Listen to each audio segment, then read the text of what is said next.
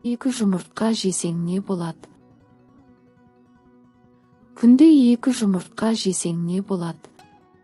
7 күнде ағзаң өзгеріп шығады. Жұмыртқа ең қолжетімді, бірақ ең бағалы тағамдардың бірі екенін білесіз бе? Күн сайын небәрі 2 жұмыртқа жесеңіз, ағзаңызда мынадай жағымды өзгерістер байқалады.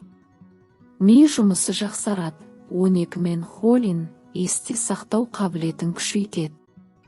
Бұлшық еттер өседі, таза ақуыз көзі.